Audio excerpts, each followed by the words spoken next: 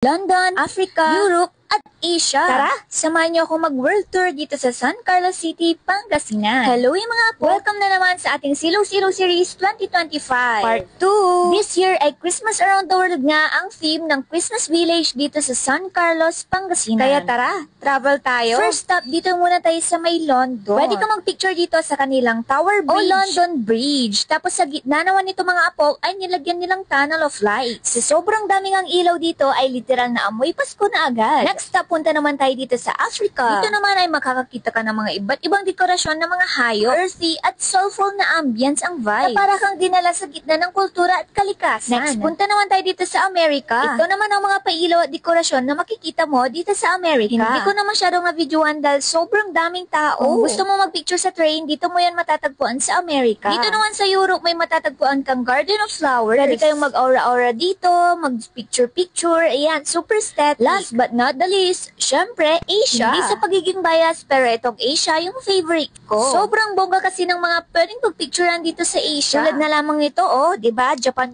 May mga pa-cherry blossom tree, Japan, China, and Korea vibes. Syempre, may Pilipinas rin. Napakarami talagang pwedeng mo pasyalan dito. Pwede mo nang matravel ang mundo with no visa needed, no immigration line, just be present and enjoy the tour. Grabe yun, napagod ako sa pa-world tour ng San Carlos. Pero okay lang dahil masaya naman. And that's what Christmas is all about. Fun, love, and giving. Kaya galala, kartila. Again, this is Bailaki, your Lola and Lolo in Pangasinan. Sige, sirin Baila Apok. Follow for more.